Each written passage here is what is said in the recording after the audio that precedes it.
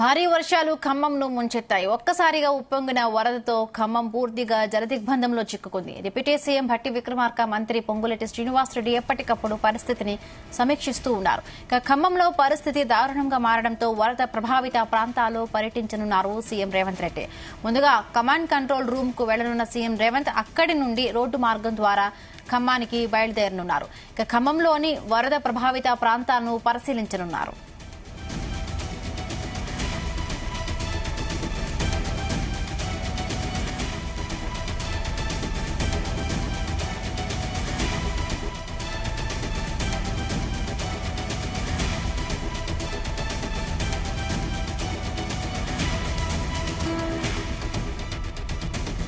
ఖమ్మం వరద ప్రభావిత ప్రాంతాలలో సీఎం రేవంత్ రెడ్డి పర్యటించబోతున్నట్టుగా తెలుస్తోంది. రైట్, దీనికి సంబంధించి మరిన్ని పూర్తి డీటెయిల్స్ మా ప్రతినిధి శ్రీచరణ్ అందిస్తారు. శ్రీచరణ్,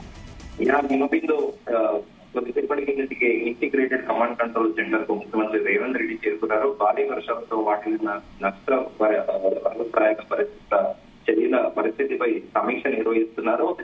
ఈ సమీక్ష అనంతరం రోడ్డు మార్గ ఖమ్మం బయలుదేరుతున్నారు ముఖ్యమంత్రి రేవంత్ రెడ్డి. ఖమ్మంలోని వరద ప్రభావిత ప్రాంతాలను ముఖ్యమంత్రి రేవంత్ రెడ్డి పరిశీలించనున్నారు. ఎందుకంటే ఖమ్మం జిల్లా మొత్తం కూడా ఉమ్మడి ఖమ్మం జిల్లా జలవిలేని ప్రభావితం చేసింది. 15 గంటల పాటు ఏకధాటిగా కురిసిన జడివానంతో ఊళ్ళన్నీ కూడా ఏర్లను రహదారులు చెరువులు కనిపించాయి.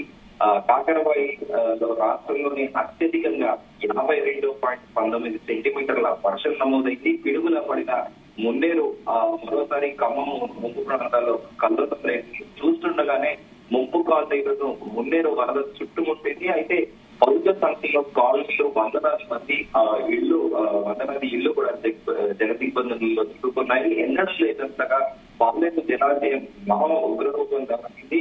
భక్త రామదాసు పంపవద్దు కూడా నీట మునిగింది. నాగార్జున సాగర్ కాలువకు 2 చోట్ల భారీ గండిపడింది. దీంతో మరోవైపు వర్షాలకు ఉమ్మడి ఖమ్మం జిల్లాలోని 5 మృత్యువాత పడగా 2 గల్లంతయ్యారు. ఉమ్మడి ఖమ్మం జిల్లాను భారీ వర్షాలు చెప్పుకోవాలన్నాను. ఖమ్మం జిల్లాకు దాదాపు 110 గ్రామాలు చిక్కుకున్నాయి. కాకరవాయి ముందుగా అనుకున్నట్టు రాష్ట్రంలోని అత్యధికంగా వర్షపాతం నమోదై 3 దశాబ్దాల తర్వాత. శ్రీచరణ్, అంటే సీఎం రేవంత్ రెడ్డి ఎన్ని గంటలకు ఈ వరద ప్రభావిత ప్రాంతాల్లో వర్షం పడిన ఏరియాలో పర్యటించబోతున్నారు?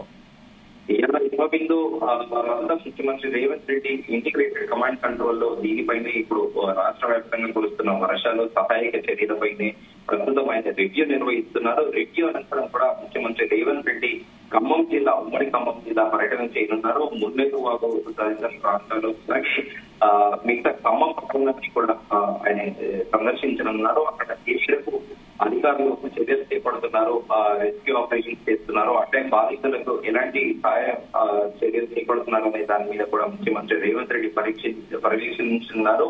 ఇప్పటికే ఎన్డీఏ బృందాలు కూడా అక్కడ ఖమ్మంకి చేరుకున్నాయి. వాళ్ళు కూడా ఏం చేస్తున్నారు అయితే ఖమ్మంలో ప్రస్తుతము వాళ్ళ బాధితులు శ్రీనాథ్ కాలనీ, చెరువు బజార్ తో పాటు చైతన్య నగర్, కవిరాజ్ నగర్, ప్రశాంతి నగర్, కేకలపల్లి, అలాగే రోటరీ నగర్, కానాపురం కాలనీలో జలదిగ్బంధంలో చిక్కుకున్నాయి. ప్రకాష్ నగర్ 109 మంది నిన్న చిక్కుకున్న విషయం తెలిసిందే. ఇదే విషయం పైన నిన్న.